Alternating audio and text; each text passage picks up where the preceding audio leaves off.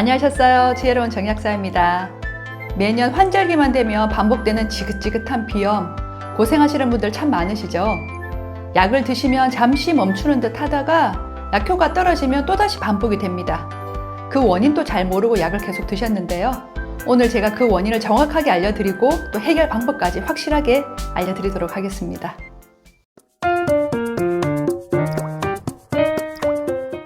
비염이 생기는 원인은 한마디로 열입니다. 내 몸이 열을 받았을 때 그 열이 코로 빠져나가면서 나타나는 현상이 비염인데요. 비염에서 염자를 한자로 보면 위아래 불화자가 두 개가 붙어 있습니다. 말 그대로 내 몸이 불이 난 상황이죠. 우리 몸은 단백질로 이루어져 있어서 열을 받으면 변성이 돼요.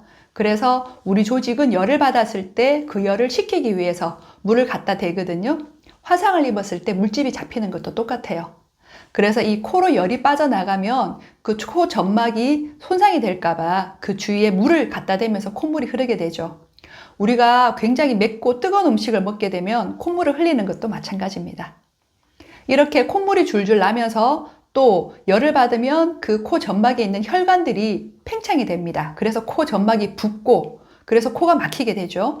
그리고 점막에 수분들이 계속 메말라 버리니까 이 조직이 찢어지고 심한 경우 코피까지 나게 되는 이 비염의 악순환이 계속 반복이 되는 거죠.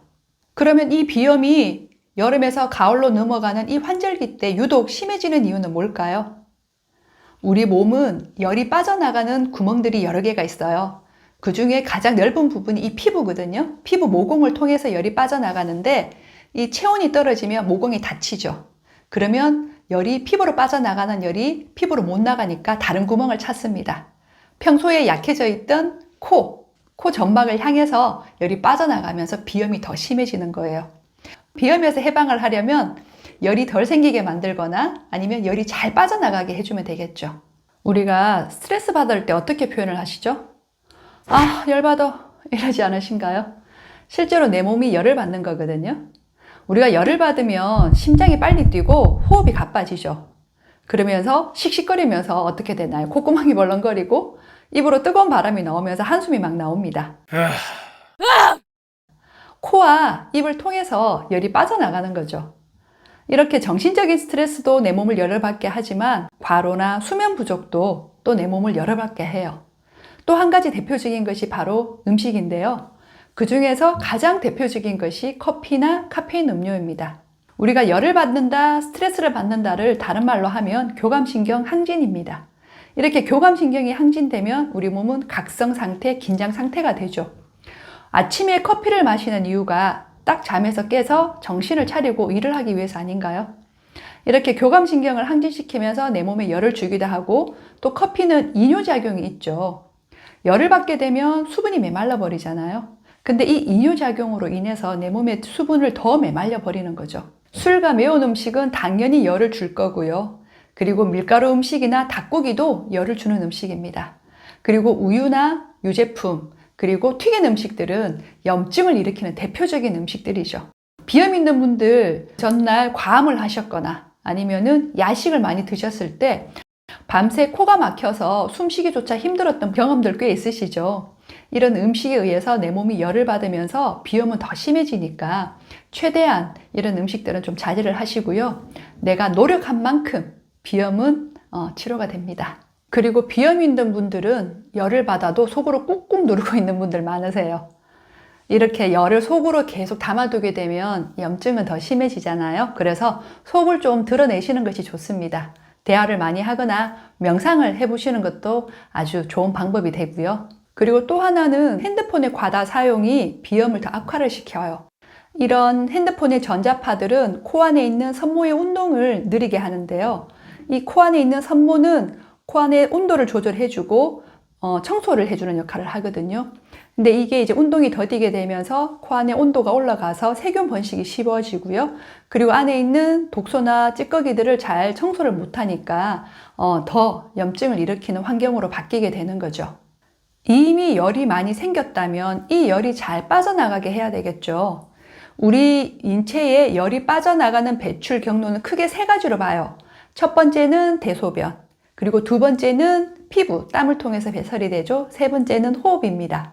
가장 큰 배설 경로인 첫 번째, 대소변에서 문제가 생기면 두 번째 피부와 세 번째 호흡으로 열이 많이 빠져나가면서 이 부위에 문제가 생기는 거죠. 비염 있는 분들은 위나 장 상태가 안 좋아요. 이렇게 위와 장 상태가 안 좋으면 아래로 빠져야 될 열이 잘 못 빠지기 때문에 피부나 호흡으로 빠지면서 비염이나 피부 질환을 같이 갖게 되는 거죠. 대부분 비염 있는 분들 보면 비염만 있진 않죠. 피부가 건조하고 가렵기도 하고요. 아토피나 피부 알러지도 많이 생겨요. 그리고 눈으로 열이 빠지면서 안구 건조나 결막염도 같이 오고요. 원인은 열로 하나인데 나타나는 증상만 다른 거죠. 그래서 열만 잘 배설되게 만들어주면 이런 증상들이 다 같이 모두 동시에 좋아지게 됩니다. 특히 야식과 밀가루 음식은 장 상태를 더 나쁘게 만드는데요. 우리가 야식을 먹게 되면 소화 안 된 채로 자게 되잖아요. 그러면 음식물이 위와 장에 오래 머물게 되면서 세균이 번식을 더 많이 하게 되니까 부패하게 되면서 위장의 상태가 더 나빠지죠. 그리고 밀가루의 글루텐은 장 점막을 느슨하게 만들어서 이 사이로 세균의 사체나 소화되지 않은 음식물들이 들어가서 내 몸에 전신을 타고 돌면서 또 염증을 일으키게 됩니다. 그래서 비염을 치료할 때는 사실 식습관만 잘 개선을 해줘도 절반 이상 좋아지게 될 수가 있어요. 비염 치료제로 사용하는 것들은 보통 항히스타민제나 코에 뿌리는 제품들인데요. 이런 약들은 증상은 완화시키지만 원인을 해결해 주지는 못해요. 그래서 약을 드실 때는 잠시 괜찮았다가 안 먹으면 더 심해지고 이게 계속 반복이 되는 거죠. 그리고 부작용 때문에 자주 쓰는 것도 조심스럽고요. 지르텍과 같은 항히스타민제들은 혈관을 수축을 시켜요. 그래서 뇌로 가는 혈류량도 줄어들기 때문에 꾸준하게 오랫동안 드신 분들 보면 기억력이나 집중력이 많이 떨어지기도 하고요. 그리고 체액을 메말려 버리니까 몸의 대사 작용도 많이 느려지게 되니까요. 만성 질환이나 이런 것들을 좀 일으키는 원인이 되기도 해요. 그리고 오트리빈과 같은 비충혈 제거제는 늘어난 혈관을 이렇게 줄여주잖아요. 그래서 뿌리면 바로 즉방입니다. 바로 효과가 나타나는데요. 이런 제품들을 좀 자주 쓰거나 오래 쓰게 되면 오히려 코가 더 막히는 반동성 비염이 와요. 왜냐하면 이 열을 밖으로 빼기 위해서 혈관이 확장됐는데 그 원인인 열을 해결을 하지 않고 그냥 혈관을 수축시켜서 열을 눌려버리니까 이 눌려있던 열들이 더 뛰쳐나오게 되면서 반동성 비염이 오는 거죠. 이렇게 원인은 무시하고 결과만 없애는 약을 계속 쓰다 보면 증상만 더 악화가 되고 결국에는 만성 질환으로 되어서 치료가 힘들어지게 됩니다. 그래서 식습관을 교정하는 것을 기본으로 해서 비염의 원인이 되는 열이 잘 배출되게 하고 잘 분산되게 해서 나가도록 도와주는 그런 천연 영양소들로 내 몸을 관리를 해서 자연 치유력을 회복하시는 방법을 쓰셔야 돼요. 제가 추천드리는 제품들은 비염 치료제가 아니에요. 약이 아니고요. 비염이 생기는 그 원인인 열을 잘 관리를 해주는 제품들입니다. 열만 잘 관리가 되면 비염은 쉽게 치료가 되고요. 그리고 우리 몸이 갖고 있는 자연 치유력을 회복하기 때문에 비염뿐만 아니라 내가 갖고 있는 그 열에 의해서 나타난 여러 가지 증상들이 같이 동시에 개선이 되는 거죠. 열이 나가는 배출구인 피부도 근육, 그리고 위와 장도 근육입니다. 이 근육이 잘 열리고 닫힐 때 우리 몸의 열이 소통과 순환이 잘 되게 돼 있어요. 근데 근육을 우리 몸에서 주관하는 장기는 바로 간입니다. 그래서 간 기능을 도와주는 밀크시슬, 그리고 폐열이 잘 소통되게 도와주는 비파열, 열이 잘 배출이 되고 위장간 소통이 원활하게 해주는 현계와 메밀이 함유된 이런 천연 영양소들이 열을 잘 분산해서 배출을 시키는 데 도움이 됩니다. 대소변의 배설 기능을 원활하게 해주고 체액의 생성을 도와주는 갈대뿌리, 항염 작용이 탁월한 그라비올라, 염증을 억제하고 소화력을 도와주는 황금, 위장 간의 소통을 원활하게 하는 다래와 미강이 함유되어 있는 이런 천연 영양소들도 좋고요. 천연의 항산화제로 피부와 점막을 촉촉하게 만들어주는 포도씨유나 미강유나 현미유로 구성되어 있는 천연 식물성 오일 제품들도 열을 잘 소통하는 데 굉장히 도움이 돼요. 천연 성분이라고 하면 효과가 천천히 나타난다고 보통은 생각을 하시잖아요. 개인차는 있지만 보통 빨리 효과가 나타나는 분들은 하루 이틀만 해도 몸에 변화가 있고요. 평균적으로는 일주일에서 보름 정도가 지나면 스스로 이 열이 잘 정리가 되는 것을 느끼실 수가 있어요. 원인만 해결을 하면 치유는 굉장히 쉽습니다. 좀 더 자세한 상담을 원하시는 분들은 카톡 아이디로 연락을 주시거나 네이버 블로그에 댓글을 달아주세요. 비염이 있는 분들이 하루빨리 비염에서 해방이 될 수 있도록 최선을 다해서 도와드리도록 하겠습니다.